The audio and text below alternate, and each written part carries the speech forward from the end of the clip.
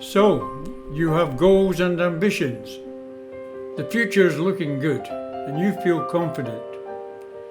Just one small hurdle between you and the future. TOEFL. So you take the test. You fail to achieve what you need. Why? Watch this video and avoid the common mistakes.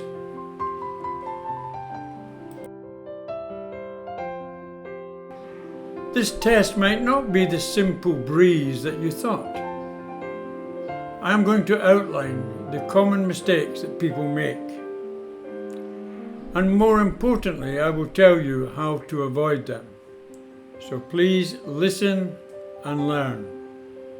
Thank you.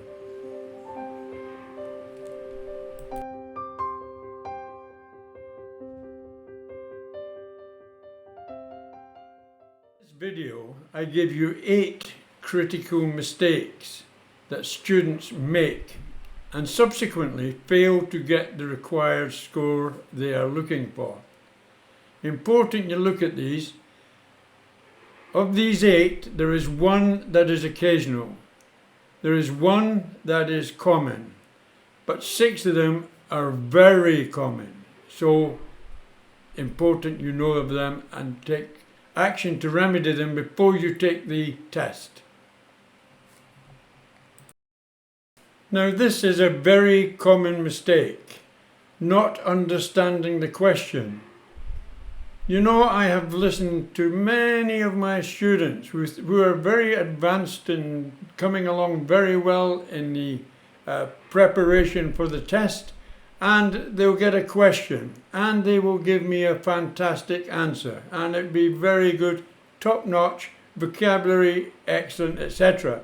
But then I'll say to them, very good, but what was the question? And then they will read the question again, and I often see the understanding coming into their eyes and they realise that they've just spent the last minute talking about something that was totally irrelevant to the question that was asked. So, understand the question, read the question and make sure you're not going to give an answer to something that is not wanted. The second critical mistake is lack of time management, and this is once again something that is very, very common.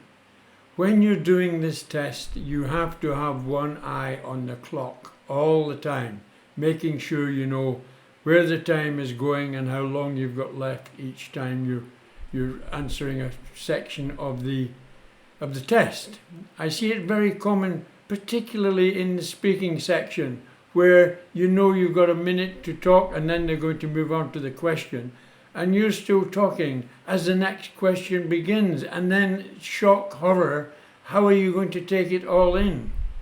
Time management is absolutely essential, but with good practice and regular practice, this should never happen. You should be practicing this way before you turn up for the test. Every time you sit down and practice a test, watch your time. Mistake number 3, a very difficult mistake to understand actually. The mistake is not being familiar with the format of the test. Now that tells me if they're not familiar with the format of the test, then they haven't been preparing for the test and not been preparing enough for the test. And this will land them in trouble right from the beginning as they sit down to take the test, and should never, ever, ever happen. But it does happen, but it's an occasional one because a lot of students realise that they do have to prepare for this test. Don't let it happen to you. You're going to be practicing a lot. You're going to know the formats of the test, exactly what's going to happen. Should be no problem. Mistake number 4. Lack of vocabulary. Some test takers have difficulty understanding the question answers because they lack the necessary vocabulary. How sad. This is reported as a common mistake, and it's very hard to understand why this should even happen. Vocabulary is the voice of English language. Without vocabulary, the language is silent. So you must have sufficient vocabulary to be able to speak English at all. So if there's a lack of vocabulary, it's evident to me that the test taker hasn't put enough preparation in and isn't at a level that they should even be considering taking this test. And I hope that's not going to apply to you. Mistake number 5, lack of ability. Basic and lower intermediate English language ability are unlikely to do well in the test. Yes, agreed. This is very similar to the previous with lack of vocabulary, lack of ability, but this is what the test's there to sort out. Obviously they have some vocabulary, but it's just not up to the standard that's required to pass the IELTS test.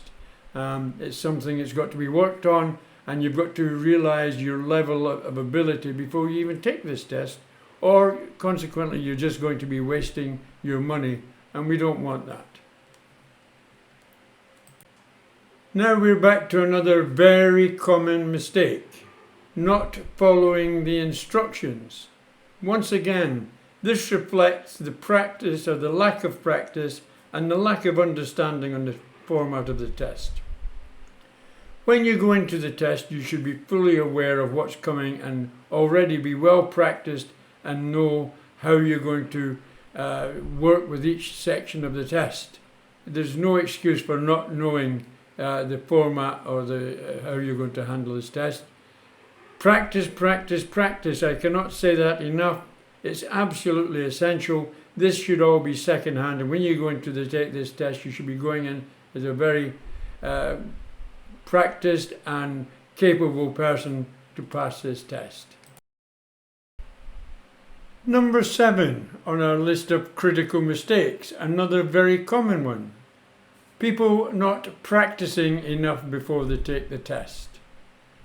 That's really up to the individuals. But to me, it seems crazy that if this is a test that's going to affect your whole future, your whole life, all your goals and ambitions are relying on you getting ready for this test, why are you not going to prepare properly for it? Why are you not going to practice enough for it? It's just crazy that you don't give it the commitment that's required to get past this test. It is not a difficult test. If you've got a reasonable level of English, you should be practicing it and you will do well in this test. Give yourself time, but practice, practice, practice. Many test takers do not practice enough before taking the test, which can lead to poor performance. Absolutely very common problem. Don't let it happen to you. Practice, practice, practice. Make life easy for yourself.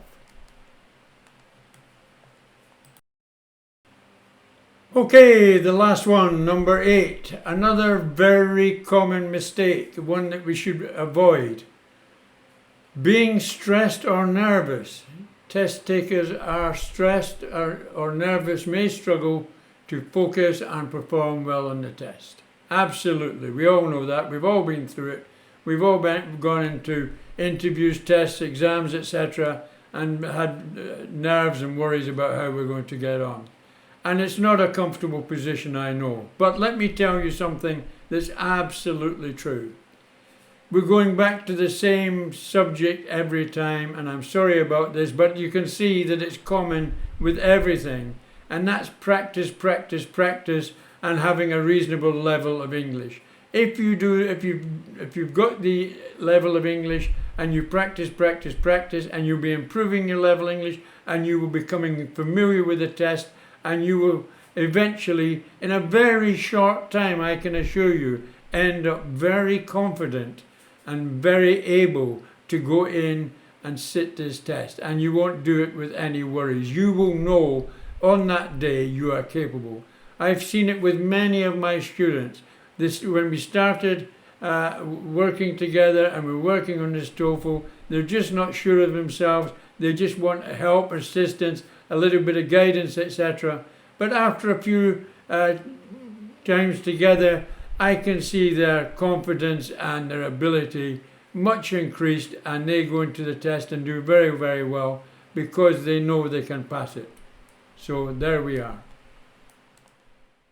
Well, thank you for watching my video. I hope these 8 mistakes have opened your eyes to some of the potential problems you may face if you're going to be taking the TOEFL exam. Please take heed of them. They are important. It's very easy to go wrong, to slip up and go off and think you're doing well and you're making a huge mistake. So please, please, please take note of these common mistakes. And I wish you all the very best in your endeavors to pass TOEFL.